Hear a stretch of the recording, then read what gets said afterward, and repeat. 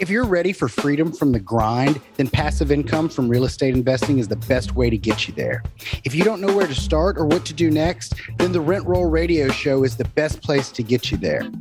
Join us while we discuss the best practices, strategies, and mindset you'll need and give you actionable content to get you from where you are to where you want to be.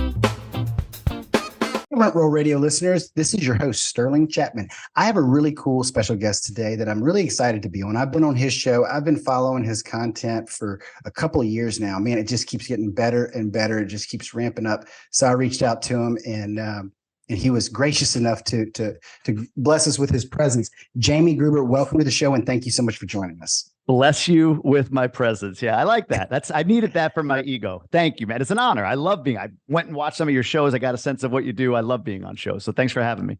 That's awesome. And you follow me on Facebook. So you should have seen that because I posted 800 times a day.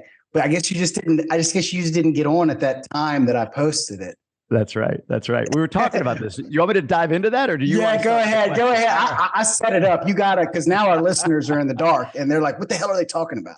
Well, you said the context on this within a minute of getting on, we were talking about content creation or volume of content. And you said it, and you're right. When somebody asks you, hey, how do I get more reach? You're like, you just got to keep putting stuff out there. Keep putting content out there. That advice is 1000% solid. The problem is, and I have this as well, I become insecure or nervous that I'm annoying or putting out too much or overwhelming people, or I'm going to repel too many people. And I was telling you, I think this has happened so many different times. Like I have a small following, but there's a subset within that following that I see liking, commenting, messaging me on everything that I do, almost to an annoying degree in that regard, right? Like it's like, okay, thank you. I'm humbled, but my God, there's only so many DMs I could deal with in a day. Yeah. And I recently, a few different times, but recently I marketed an event or a Zoom call that I was doing with a guest. I don't even remember what it was, but I went nuts marketing this. And I was getting kind of cringy within myself. Like, this is too much. This is annoying. People are going to be like, dude, stop. And like the day or two before the event was supposed to take place, 5 of those loyal followers I talk about who DM me and like and comment message me like, hey, is there anything coming up soon? Like, are you hosting anything? I'm like, you gotta be kidding me. If they didn't hear all the stuff I put out there and I was so nervous about putting out too much, then you really can't. It's almost impossible, if not maybe truly impossible, to put out too much content. Just the way of the world. It really is. And those new investors there, and dude, I'm so insecure about it. Like you just mentioned, you put out more content than anybody I know, and you just mentioned you're insecure about it. Me, I post 2 videos a day to every social media platform. I don't actually do it. My marketing director does it. And I say it that way because it's important that there is that degree of separation, because I would never in my life post 2 videos of myself talking on social media a day. Like it just wouldn't ever happen. Like what I do is I wait all week till I have a good day at the gym and I've prepped and I'm all pumped up with, you know what I mean? And I get a camera and I'll sit there and I'll record 20 videos and I won't watch them and I'll give them to Cole and he'll schedule them out on social media. That's the only way it gets done for me. Now, what do those videos entail? Thoughts, things that pop into your head, you're taking notes while you're at the gym and fired up and you just kind of roll through concepts or thoughts or things that are popping up in your mind? Yeah, well, it's typically so I will typically make a list ahead of time, right? So I just do the video when I'm all hopped up on endorphins and I'm in a good mood, right? Oh, gotcha. Because half the time I'm tired, I'm irritated. You know what I mean? Like I'm gonna get on a camera and sound like and I'm dealing with all this day-to-day grind garbage. But when I like on a good day, when I leave the gym with a good pump and I shower, get dressed there, and I've already got that list of content ideas. So I use Evernote and all day long. I mean, I wake up at 2 a.m. Hey, that's a good idea. And I'll put it in there. And then I just keep them on a yellow pad. I've just got that standing list of content ideas. And then whenever I'm feeling good, or whenever my marketing director gives me a nudge and says, hey, we're running out, we need you to do something, then I'll just, I'll go through that little thing. But I've just found that degree of separation just makes it so much easier because I am insecure. I don't like the way I look on the, you know what I mean? Like I just would never do it. It was kind of like the property management. Like having a property manager that works in like a degree of separation. Like I'm a terrible landlord. I'll give everybody, oh, you got babies and you can't afford your rent because one of them's in the, yeah, pay me whatever. Like, and several years later, I've come to find out that every single one of my tenants has children in the hospital every single month. But, like I couldn't, but like my property manager is a nicer person than I am, right? Like if it was her properties, she'd probably give away more, but it's not up to her, right? Right. Because there's a degree of separation. She can't do it because her boss told her she can't do it. She's got deniability, right? Like, hey, it's not mine. You understand. I can relate to you that you have a boss.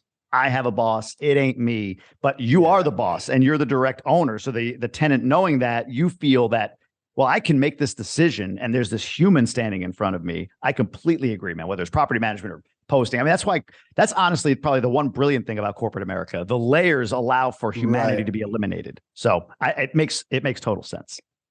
So let's go back because we skipped your introduction altogether.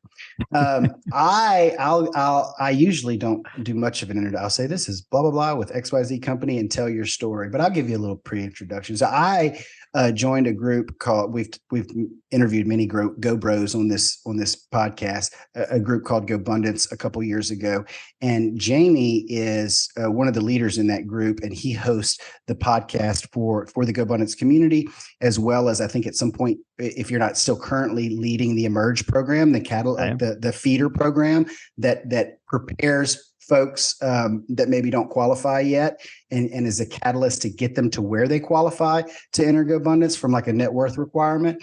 And he also raises you're part of a capital company where you raise capital and buy apartment communities in Colorado, I believe. Mostly Denver. Yeah. Mostly Denver. And so Jamie pretty much does everything I do except for a lot better.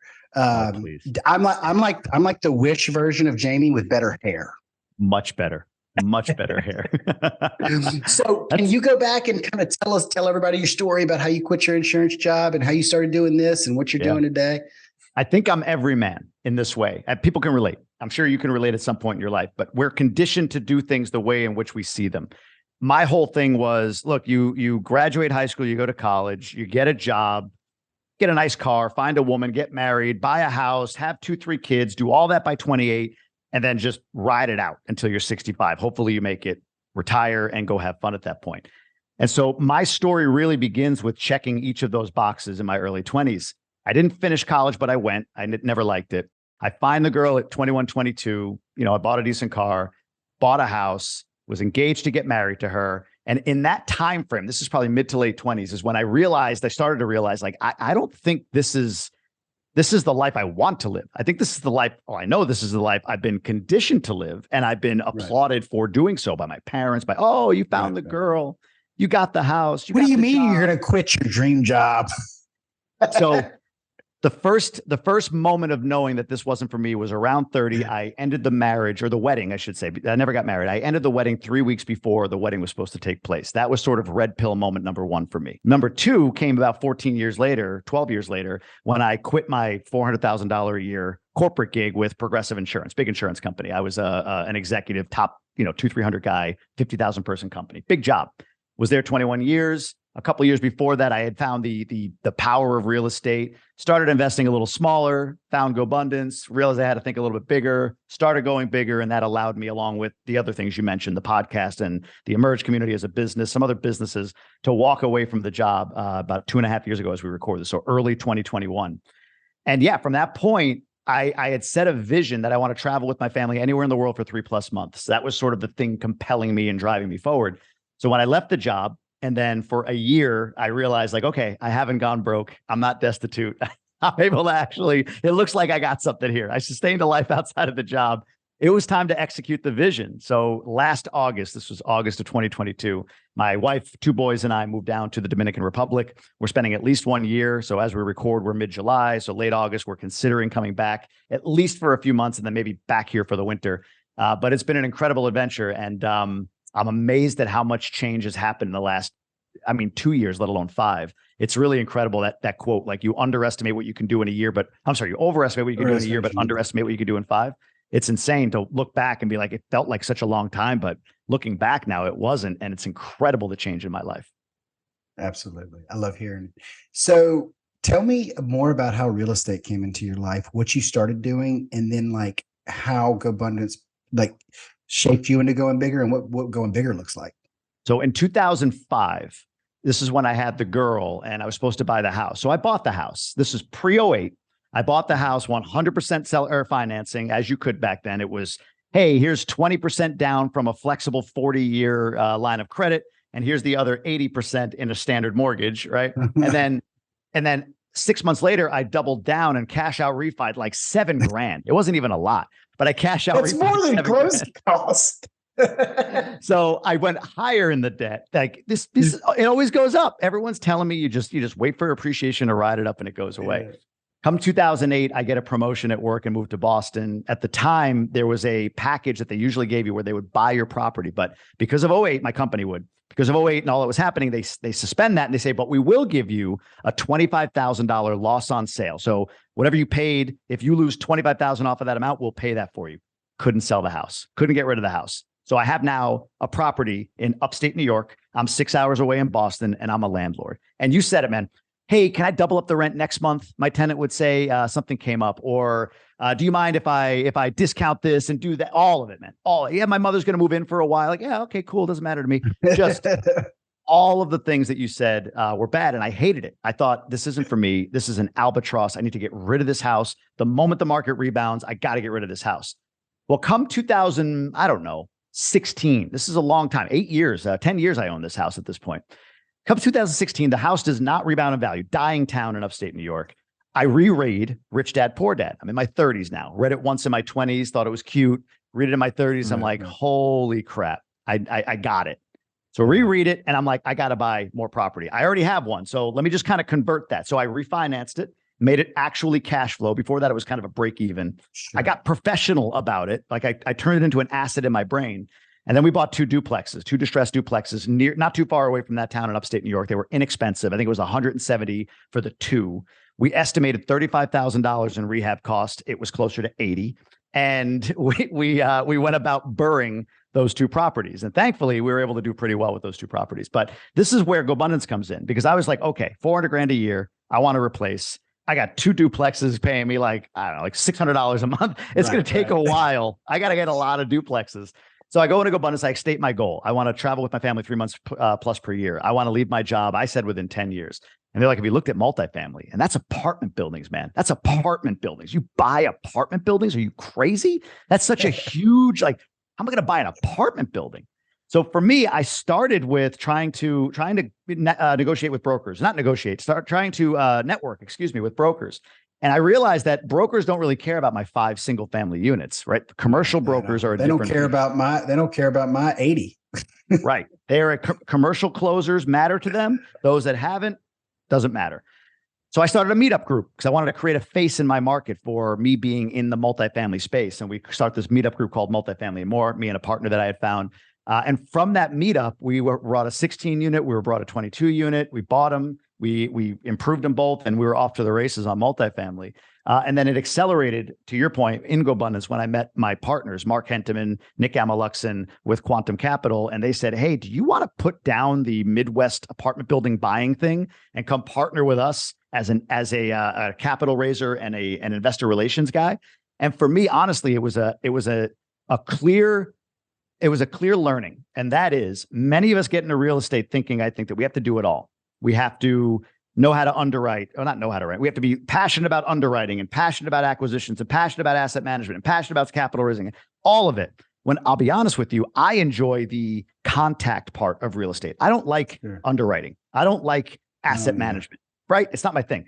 So joining a team as a general partner, it was like, yeah, just stay in your lane where you're great within real estate. I think a lot of people that are in their job and they want to do it all. And it's like, if you can underwrite, or if you're an analyzer, or if you're a great connector or interactive person, or if you're a great integrator, you can line up a visionary's mission and kind of knock it down on the battlefield. Those 3 things independently are very valuable to somebody like you, a high-end partner who has a business and needs that energy in their business. And I found my way there with Quantum, and I was off to the races. That's awesome. So how is Quantum going? And what year did you start with Quantum? 2 years ago, whatever that is, 21. So yeah, so you're like Sterling. Y'all have bought, I'm assuming, a handful of properties, and now we're in the market that we're in. But from my very brief recollection, y'all's projects are pretty low leverage. Is that correct? Very, yeah. And this isn't like I had this wisdom going into it. If anything, I kind of back end lucked into understanding the power of this. But my general investment thesis, not that it's ever been very clear, is I'm not highly risk averse in terms of I'm not going to go out and invest in a Broadway play. That's just, I don't get that, right? I invested in a consumer product, and it makes me really nervous because I really don't know the space. It was a groupthink investment. Knock on wood, it's worked out so far. But I get real estate. I understand it. I've been in it enough. I understand the terminology and what can happen and the value of it and how to analyze markets and all of that. When I joined Quantum, what was interesting to me was they were buying similar assets to what I was, older, distressed, BC class workforce housing, say 20 to 40 units. That's the stuff I was looking at in Midwest markets. The difference is they were buying in premier markets, like great neighborhoods in great cities, Austin, Denver, even LA, some really cool neighborhoods in LA. So there's just sort of like stability and potential appreciation on that specific submarket. But then the debt terms, like this was the thing I didn't truly fully appreciate when we started buying with them or when I started buying with them. But now, as you said, riding through this, it's like, thank God. Our deals are, I think, on average, 58% loan to value. I think that's so important. And our terms are somewhere between, say, 7 and 15 years. So our debt terms have a lot of life on them. And some of those even have optional extensions, granted, with interest rates increasing, but still, we don't have to get out of a deal. So those two variables to me made it really important. Go for it. Yeah, that's great. And that's the kind of debt you can get in those top tier markets and that top tier asset classes. And that's kind of like the trade-off you make, right? Like yes. You know you're going to cash flow way better on a 1970s vintage kind of C plus, right? But like in a tertiary market, but you're not going to get the debt on that you would in one of these primary markets with this higher asset class. It's just too stable. Agreed. And the other, I absolutely agree. The other variable is teaming with an operator with an incredible track record. So Mark Henteman, the guy who leads it, he's been investing for 22 years in multifamily. He's rode through syndicating the '08 crisis and didn't lose any money on any deal. So when we go to banks, the asset class, absolutely. The market, absolutely. And then the reputation is a variable in there that I wouldn't on my own be able to leverage without leveraging the fact that Mark has the experience he does. But you have since borrowed some of that, right? So in the future you would now you're signing on loans. Now you're I mean I say that a lot to kind of like newbies that are coming in like, well how do I do a flip, or how do I do a apartment how do I do it if I've never done it before? And I was find somebody who has done it before. I mean that's the first time I ever fixed up a property. Like I bought a couple of single family rentals, but I didn't know how to change a doorknob. And then I bought these 2 duplexes that needed to be totally renovated. I didn't have any money. I didn't have any experience. I had a friend of mine who flipped houses, and I knew he had investors that funded his house flipping business, and he managed the construction of the house. So I went to him. I said, I got these deals under contract. Use your investors, use your knowledge, renovate them, add me to the title. I'll do a cash out refinance. I'll pay everybody back and give you 50 grand. And that's exactly what happened. And then the next time I went to go do a project, I had experience because I had renovated 2 duplexes, and they just gave me the money. 100%. The first multifamily we did, a 16 unit, a couple brought it to us at that meetup, and we partnered with them. So it was 4 of us on a $750,000 purchase. It was 55 grand a person. 5,000 out of my pocket, 50,000 on a loan for my 401k at the time. That's how I funded it, right? It was 5 grand out of my pocket. But after that, we bought out the partners on refi a couple of years later. I had credibility to go be the sponsor on the 22 unit that we bought. And then we had another 22 unit under contract before I joined Quantum. And now, correct, I've got the credibility there. I think giving away, or not even giving away, I think getting the deal done trumps getting the best deal.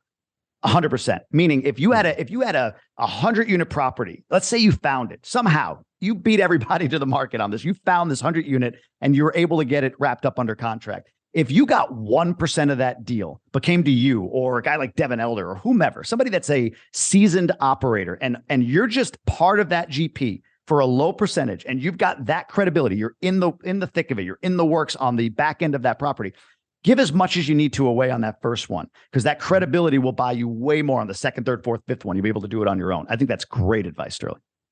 Absolutely. So I want to talk about, I want to hit two major topics before we go while I have you. One major topic is I want you, if you could, to clearly articulate and summarize your general message that you put out. I loved the piece you put out the other day about this being the sixth version of yourself since you quit your job. That is amazing, man. I was a syndicator. I was a house flipper. I was a property manager. I was, you know what I mean? We're just trying to go through the different things to just make it work, you know? And so I love your overarching message about a different way to live and quitting your job and overcoming the fear. So I want you to sell your message or deliver your message to my group, because I love hearing it and I want them to hear it too. And then after that, I want to dive into the economy. And I just know that you have so much reach from the people you interview. And I would imagine you have got a good bit of insight on our current environment. I'd just love for you to share that with our listeners. Sure. I'll do my best on that one. The message. So I would say this, what drives me nuts for me, and then what makes me sad in seeing other people go through this, is accepting a lifestyle where you are unfulfilled in what you do. There was a great interview I did with a guy named Sebastian Younger. He's written a bunch of books. He wrote The Perfect Storm. I don't know if you ever saw the movie, but he wrote the book that became the movie, and he's written other books since then. And he talked about the three variables that make for happiness. And the number one is that you are competent and fulfilled in what you do. Competent and fulfilled in what you do, like the work that you do. That's number one. Number two is that you're living authentically. That's equally important. Number three is that you have a community to share that with. But that first one, and even that second one, is where my message lies, essentially. Quit your job is the sexy candy coating. Everybody wants to do it, so it's an easy marketing statement, right? Oh, quit your job, quit your job, quit your job. The people I talk to most are I'll just say 35 to 45-year-old male making 150 grand a year, 2 kids and a wife at home. That's the standard. There's always deviation from that, but that's kind of the guy. That's me. That's right. And that guy is completely unfulfilled with their W-2. They know they're capable of more, but they're afraid to take the jump. And what you just said is kind of part and parcel to the message. And I learned this for myself. We're conditioned, right? 17 years of schooling, 13 years of kind of primary high school, and then 4 years of college. And then we set out on these careers that are 10, 15, 20 years long. So when we get the gumption to, I want to do something, I'm going to build it on the side that's going to release me from this job, we feel this pressure to be right in the choice that we make. Like it's got to be the thing for the next 20, because our life has gone in 15 to 20 year cycles so far. And what I've learned, and it wasn't like I knew this, I learned this as I went, is whatever you want to do, whatever that idea is, you just need to pursue it.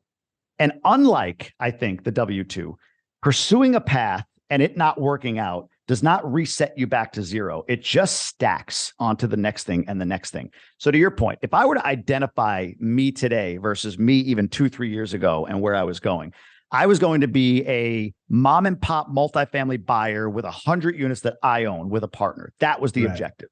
Right. That pivoted to, well, I like this and I like multifamily, but I really like the networking part. So all of a sudden I became a meetup group owner. I had 21 meetups around the country. Right. It was sort of a syndicate of meetups, 16,000 members, this whole thing called multifamily and more, creating content, being invited to speak at conferences on not even multifamily, but like, how do you leverage networking to build your multifamily portfolio? Right. Like that was the niche I carved out and I got a lot of fulfillment from. And then over time, it was like, there's only so many times I could say today, the magic of cost segregation, right? There was just so many of those I could do.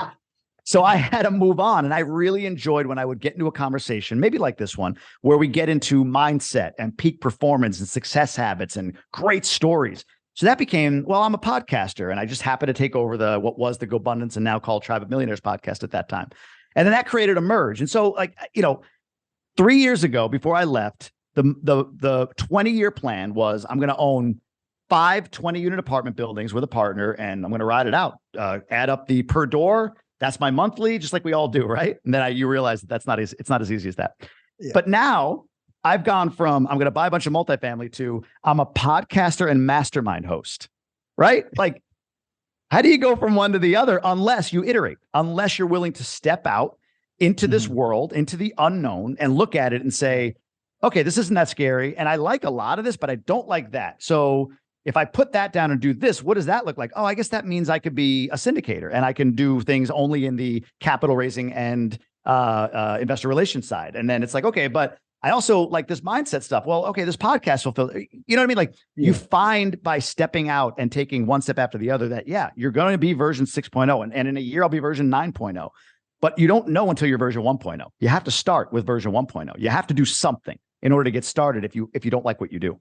I like how you said you don't have to start over if you pivot, right? That's so incredible because like all of the versions of Sterling I just described, the property manager, the rental property owner, the flipper, the syndicator, like I'm still a version of all of those things, right? Yes. Like I decided because interest rates are high and the flips aren't selling, I'm not going to flip 30 houses this year like I did over the last 2 years.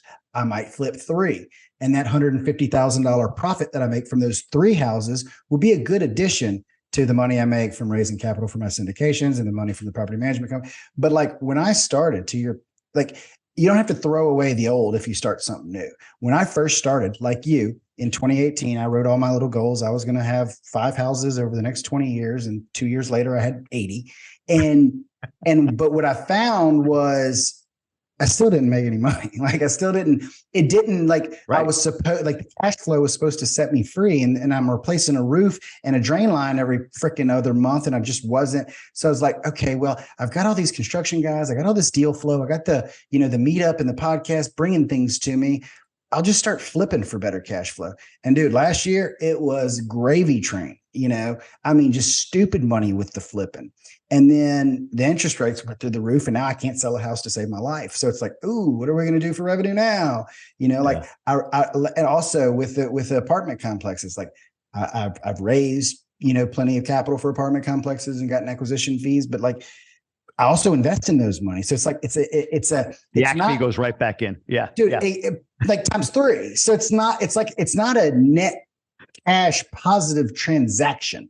It's a long-term thing. Like I'm not going to, like my 5 apartment complexes, I ain't really going to get paid for 5 years on them. Right. I got like a little bit up front, but I invested more than my acquisition fee in every single one of them. So like that whole, like I've been spinning my wheels, spending money on marketing, everything for years on this thing, general partner in 5 apartment complexes, but that's not going to make me any money for 5 years. Right. You know what I mean? Right. So like, I do. I'm still a syndicator. We want to buy a couple more deals before the end of the year. I'm still a flipper. We want to flip a couple more houses. I still have 80 rental properties, right? I'm just now like as the market is doing the cycle, I'm peppering in service work that can sustain an economic down cycle. And then when it starts going back up, we'll start flipping more. We'll start, you know what I mean? So that's where like property management, with my resources that I had available, it just didn't make sense not to do the property management. And then, next quarter we'll go into third-party construction as well, but they're all related. I always serve the same person I've always served. I serve busy professionals who know there's tremendous value in owning real estate, but don't have the time or energy to be as active as I am, right? The doctor that makes $500,000 a year, it doesn't make sense for you to be screwing around with rental properties, right? Like the lawyer who or even the real estate broker or the guy who owns a mortgage brokerage. Like these are my avatars. And it's like the same investor I see over and over and over again. It's the guy, but it's the same customer I'm going to serve as a syndicator. It's the same customer I'm going to serve as a property manager. It's the same customer I'm going to serve as a construction. If I fix up other people's rental properties and fix up other people's flips, it's the same customer. You know what I mean? So like, that's all like, it's 3 or 4 different businesses and it's crazy, but it's all very connected and it's all very funneled towards the same avatar. This is interesting because I understand everything that you just said 100%, not just intellectually, but like, I don't know, spiritually. What I know though, people might hear is, well, wait a minute, Sterling, if you have an 80 unit portfolio that's not cash flowing, and then you're saying that these syndications, you get AC fees. Like that's what I thought. Like, oh, you get big AC fees, but you're saying you put them all back in plus some. So now I'm hearing no money from this, no money plus some from this. Okay, you got the property management, but like, how much is that? Like, how are you able to are you even making any, like, how are you here? Like, is this all a lie? You know, what are you talking about? How are you making money? And I don't, go ahead. Were you going to say something? No. Oh, I was finish your thought, yeah, but I've got a response to that. I think what you just said, if I'm going to, boy, this is hard to like, I said this after a psychedelic retreat, that there's only 177,000 words in the English language, and there's just not enough to describe it. And this sort of goes along with the energy of money and the energy of value. And I think if I dissect what you said, I think it clearly explains because I'm in the same spot. I take an AC fee right back into the property plus some. My active portfolio, I've sold all of it. I don't have any of it anymore. Everything I'm doing is with quantum. It wasn't because I wanted to necessarily, but it was like, well, these properties in New York, my dad was the guy kind of keeping an eye, and he's getting older, so let's offload those. A partnership kind of turned sideways. We offloaded one of the other ones. So all my stuff is my general partnership. So, and again, those are 5-year down the road values, right? That's not paying me big time cash flow. I'm invested in some other syndications, but we're talking a few grand a year, right? So it's like, well, where's the money come from? And you said it. You are looking at, who do I serve? And I think there's something in the idea that when you start there, like, I am going to be in service, then your activities provide value to other people. And so you're sort of standing in this cyclone of the energy of money, if you will, because you're focused on the right thing. You're not looking at, what do you get from all of this? You're looking at, okay, who do I serve? And when you ask that question, in fact, there's a great book, Built to Serve by Evan Carmichael, where he talks about purpose. Purpose gets you financially free. It gets you wealth. And purpose is serving. It's not, my purpose is for me to be great. My purpose is to serve somebody else. When you're doing what you're doing, you're putting out an energy of service. When you're focused on value, adding value to others. Another quote, don't try to be a man focused on success, be a man focused on value, right? Like, when you're in the space of creating value, you are sort of creating this bank around you of money that is able to be exchanged for that value if and when you need to. I don't know how else to describe that, but it's not like you can just tap into like the universe. But am I making sense? I think I'm trying to articulate what you're saying, but go for it. You are 100% making sense, and you're articulating a concept that I've never been able to articulate. And what it really boils down to is, first of all, we do make money, right? We do make money. Our assets, because we own real estate, really. Like, our assets just go up while we're sleeping, and if we lose money over here, well, we just sell that one that went up and we cover it. You know what I mean? Yep. So I mean, it is. I mean, we do make money, but because of what I do, because of the content that I put out, like, I give away my education free. I mean, there's a market for it. I think you charge, which I'm very supportive of charging for masterminds and everything. More of a mastermind education, but yeah. It's just not my business model. Mine is like, give the content education away for free, because we want everybody that follows us to become successful real estate investors, because that's how we can serve you. If you get rich, we can serve you. We're not selling you anything. We're just literally trying to help you, because you're not our best customer unless you're wealthy. Yeah. Yes. And so 100%. We want you to be wealthy. That's it. It's that's focus on value. And somebody articulated for me once my own funnel, which I didn't realize I had. And we all have a funnel. Like, I know it's a very markety type of term, but the podcast is my baby. It's got good reach. We get, tens of thousands of downloads a month, and we're growing it, and we're going to grow it even more. And I love everything about it. I just booked some really cool guests, and I saw that. I'm fully focused on trying to provide as much value from that podcast. I study my ass off for every episode. I go in depth, right? So somebody said, they're like, okay, I get it. So you've got the podcast. That podcast attracts people to you, and then they join your community. So I have GoBundance Emerge, right? The Future Millionaires crew or whatever. And that's an income stream for me from a community that I serve. And people get value. So great. I get value out of that as well.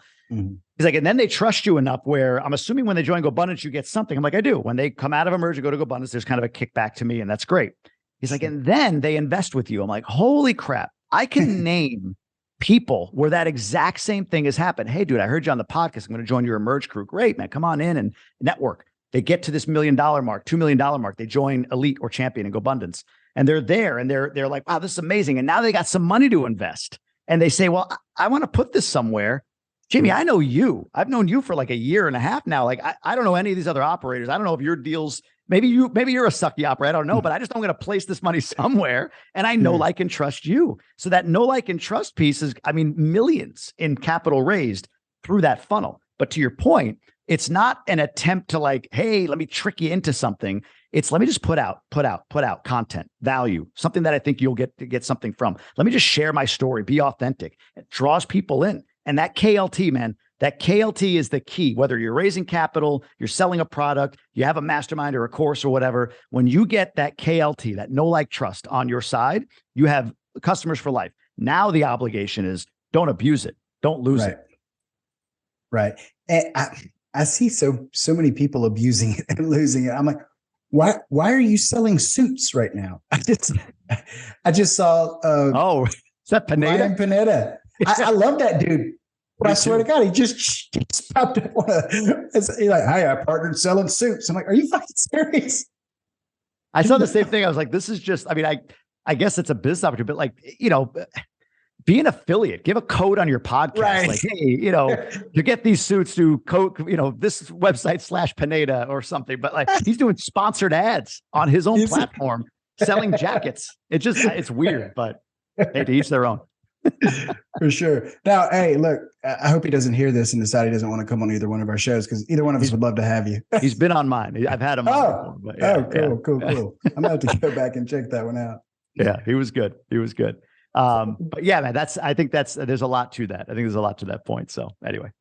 So let's switch gears, if you don't mind. What have you been hearing about the environment, our investor environment? I know we get on these GoBundance calls once a week, and I get different. I mean, I'm seeing different things in the streets than I'm hearing on the call. I'm just wondering, like, does nobody want to say the emperor doesn't have any clothes? Like, I'm struggling to sell these flips. You know what I mean? Yeah. There's almost like a market arrogance. I feel like a little bit like, well, where I live, you have to understand it's the DMV or it's Philly Metro, and like it never goes down. And I'm like, well, that's bullshit. There's people in all these markets struggling. I've talked to, I don't know, half a dozen guys that have had. So, from big issues to just like you said, it's just a struggle right now. And I got to position myself to ride it out. I know of guys that we're building really big consulting capital raising firms and doing really great, but their core clients who are GoBundance guys are just saying, hey man, what we got is good, but I just don't have anything else I can buy right now. So there's a struggle in that because a lot of operators exist on acquisition fees, not like them personally, but their business requires that infusion of capital. So there's a lot of struggle out there. There's more than we know that there is. The frauds are being exposed early. So the 3,200 units down in Houston, I don't know if it's a fraud, but it looks like I think the guy fled the country, unless that's a rumor, but there's some bad decisions made and then fraud along with it, right? Like there's just whatever, or at least he became fraudulent at the end, raising capital and then leaving the country with it. That's what I heard. There's just a lot of reckoning. And again, I don't know where in my portfolio, not quantum per se, but some of the other stuff I invest in where it might be struggling. I have one operator I've invested not much in, but they've said like, yeah, we're struggling on a good chunk of our portfolio. And here they are. And they've been very transparent and open. And that's great. That's good. But like rate caps got a lot of, oh, hey, we bought a rate cap. There was somebody I heard that bought a rate cap at an 8. Like, what's the point? Why have a rate cap? That's just like, it sounds You're going to bleed out. Right. Yeah. It's good marketing, but an 8 rate cap is like, unless you can prove in your underwriting that is somehow benefiting you, that's not a rate cap, but we just hear these buzz phrases. So all of that is to say, I think this to your point, they could probably get like a 4% rate cap for $1 million and an 8% rate cap for $75. And they want to go market to their investors. Hey, we got a rate cap. We're safe.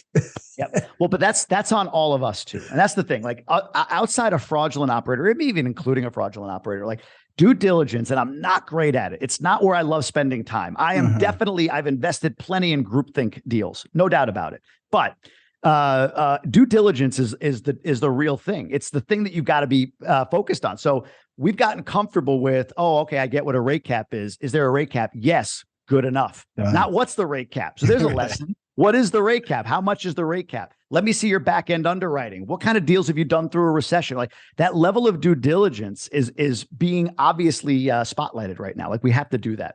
But as far as what I hear market wise and what I'm, my tea leaf reading or whatever, It seems like, and I think the Fed has signaled we'll have 2 more rate increases. Is it today that the CPI comes out today, I think, but the Fed meeting, I think, is next week. Fully anticipate they're going to raise by a quarter point. CPI should show inflation down to 3% today. I think 3.1 is the projection. It's the job market that's got them going, right? It's not meaning that it has not declined at all. Right.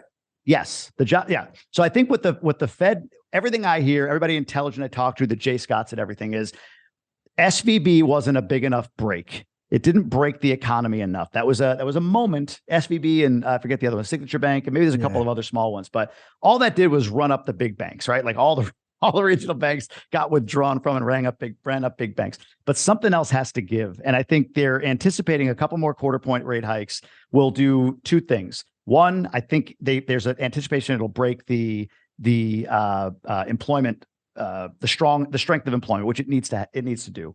Bring down employment levels, or unemployment goes up. People are paid less. People can't spend as much, and vendors have to reduce their pricing. That's how inflation gets suppressed, right? Yeah. But the other one that's really interesting to me is sort of the metropolitan commercial real estate market, non-multifamily. Maybe multifamily is sort of a lag on it, but when you think about San Francisco has about a 60% physical vacancy rate right now. Companies like Nordstrom moved out, CVS, right. Walgreens out, but they're on these long-term triple net leases and the companies are viable. So they're saying, hey, look, we can pay $50,000 a month for the next year in rent and lose money operating, or we can just pay the $50,000 a month in rent for the next year or try to negotiate a buyout. So the owners of these properties are okay because there's income coming in, even though they're empty, but there's no incentive to return to a San Francisco or whatever. So when I look at San Francisco in particular, maybe New York, some of these cities, San Francisco is the biggie. I see Detroit. I see another Detroit. Detroit, I lived there. I live there when I'm not in the Dominican. Detroit, if you go there, there's a bustling center of the city. There's a lot going on. It's really good. They brought it back. 3 billionaires have invested a ton. But then the rest of it is going through what they call urban clearing, meaning that there's so many houses and no one's coming back that they've just gone and cleared city blocks. Otherwise, you have squatters and dangerous buildings and all of that. That's San Francisco's risk right now. So the commercial real estate market is like an epidemic in major cities like San Fran, the most liberal cities that have just gone way beyond and allowing crime and all of these other things to happen. So I think commercial real estate is the big break that's just going to happen whether they raise rates or not in the next 6 to 12 months. But we'll see. Retail and office in particular. I love how you referenced Jay. Jay's always my go-to when I have questions about economics and how it relates to. I loved his book on the subject, and I've had it. It's so funny. It's so funny because I've had the running joke with Jay is he's always wrong on my show because I had him on during COVID the first time, and I was like, "What do you think, Jay?" And he's like, "Well, I think this, and this will happen." And then I had him on like 2 years later, and I went back and listened to the first one, and I opened up with, "Hey Jay, everything you told me last time was wrong. What do you think is going to happen now?" I'm going to do the opposite of what you said. Jay's man, you had some great guests, man. You've had Jay. I saw you had Brandon Turner. Yeah, no, but there was somebody recently that you had. Oh, the mad what is he? The mad scientist? Neil Bawa. Neil Bawa's been on. Yeah. Neil's been on 3 times. Brandon Turner's been on. Who's the CEO over at Bigger Pockets? Oh, not Josh Dorkin. Scott Trench. Scott's been on. We've had Matt Faircloth's been on. We've had a lot of great guests. It's so we'll go into that topic, for a minute. Sure. So when you can jive on this subject, right? So like when I started the podcast, it was in 2019. I'd bought 26 properties. I was managing them myself. I was pulling my hair out. I had a newborn baby. I just something's got to give. And so I read Joe Fairless's book on the Best Ever Apartment Syndication book, and it talks about creating a thought leadership platform. It goes into step-by-step detail of which microphone to order, which hosting platform. Like it's just such great how-to. I listened to it on an audiobook while I was riding my bike, and then I was like halfway through. I was like, "Oh, this shit's gold!" And I ordered a physical copy on Amazon, and then sat there and went right through it with like a highlighter. And so I created my podcast. And what I found from creating my podcast is I could talk to anybody I wanted. Yes. Literally anybody I wanted. It was insane. So like my 5th guest or something was Gino Barbaro from Jake and Gino. Yeah. And I just emailed, or I didn't even email. I think Paul Moore emailed him and said, "Oh, you should be on Sterling's show." And so he goes, "Sure, I'd love to be on your show." And he came on my show, and Gino's great. He did a great little spiel. And 2 days later, I saw like an advertisement on like the Jake and Gino platform where he was selling a 1 hour coaching session for like $3,500. And I got my hour for free, you know, and like, I just think about mindset. So I remember when I first, you know, started listening to Bigger Pockets. I remember training for triathlons, just running on the levee, listening to Bigger Pockets episode. I remember when Jake and Gino's podcast episode came on, and I remember them talking about 1,200 units, and I remember hitting skip because I had 3 houses at the time, and that was so far out of my ability to comprehend. I didn't even want to listen to it. I wanted to listen to the guy who was talking about how he got his 6th and 7th house. So I remember skipping it because I was like, I couldn't even fathom that. I did that real quick with a Serge. You remember Serge Chakot? Do you ever hear that guy on the podcast? It's like Serge Chakot was a syndicator, and there was another guy, God, his name, he was out of Ohio. He moved to Arizona, Ben something. He's been around. Oh God, I can't remember. Anyway, but Serge is going deep on syndication, and I was there. I was like, I'm going to skip. But this guy, Ben, I can't remember his name. He stops and he goes, hey, look, Serge Chakot is a unique beast. Most people listening to this want to hear about. And then he went into like, how do I buy a duplex? And I was like, okay, good. I stayed in the episode. But otherwise, I was ready like, what is this? I don't even know what syndication means. Like TV shows? Like what are you talking about? So that's funny. Same experience. Yes. But I mean, it's been great. Like, you know, Joe Fairless, the guy who wrote the book, you know, I asked him, like when you host a podcast, everybody's got a message. Everybody wants to get it out. Jamie had a message. He wanted to get it out. I reached out to him. I'm sure anybody who DMs you, I bet you don't look at their ratings. I bet you don't look at their downloads. I bet anybody who DMs you and said, I got a podcast, love to have you on it, you would come give them well, do you know why? Their message. Do you know why I do that? Why? It's not because I'm the most generous guy in the world, but it's because it gives me content. And so sure. Here's the trick with this. I don't know if you do this when you're a guest on shows, but we talked about this at the jump. I think when people are thinking about content creation, and I'll stay on this only a minute, they're thinking about, okay, I don't know how to think of that much stuff. Like you said, you make this list, and I do the same. I make a list of like ideas, content, like, oh, that would be good to communicate. My audience would benefit from that. But the most smooth and efficient and best stuff, like when I'm in flow with content, is when I'm not in creation mode, but I'm in documentation mode. So like right now on my laptop is QuickTime. Right now I'm recording me on QuickTime. It won't hear you. When I'm done, I hit save. I drop it into Google Drive. It goes to Dan, who takes the 6 snippets from what I'm talking about right now. Like if you go on my channel, you'll see a lot of me looking like this. I'm looking down, not at the camera, because I'm looking at a podcast host, and there you go. There's your phone. You're recording you. Yeah. Right. Yeah, I actually learned that from Brandon Turner.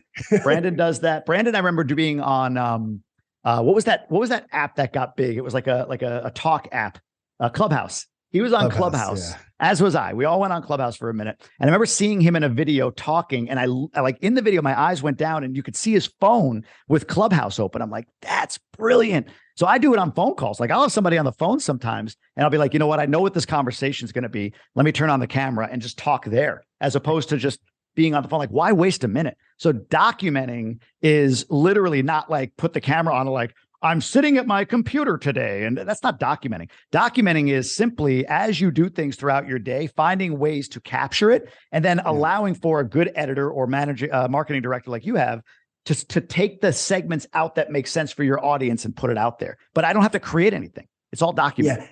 Well, one thing that I find with the documentation versus the content creation is I'm more passionate in the documentation. So like 100%. they caught some videos of me at my meetup last week. I brought we were promoting the property management company. We only promote ourselves about once a year, but I brought my property manager, I brought my wife, we up there and had a panel, and we talked about our business, and they did Q&A, and they videoed it, and it created, the content was so much better because they would get me on these things that I'm passionate about, and I just, you know what I mean? And like, when you look at the video, you're like, oh, dude, he meant that. Like, yeah, I could tell, you know what I mean? And it's just so raw, and it's so real. And like, you can see me fired up, and like, you get the message better versus me sitting. I mean, dude, I'll sit in a closet sometimes because people are so loud all around the office to try and stare at this camera and record content. It's like, I got to record. But on the podcast part, man, you're so right. I can't tell you how many podcasts that I do are essentially coaching sessions, because I'm the one asking the questions. And I'm, like I said, there's every man. You're every man. People relate to you. So if you're interested, your audience is interested. Forrest constant education and force constant networking. If Big time. I don't care if anybody ever listened to the Rent Roll Radio, but I'll tell you, doing it for the last 3 years, every single week I've met a new person and learned something new. You know what? Let me give you this quick story about network, how important that is. And it stacks over time. We're just hit episode 300, been a few years and all that. So I just got on an athlete, Corey Dillon. I think that might be what your reference you saw.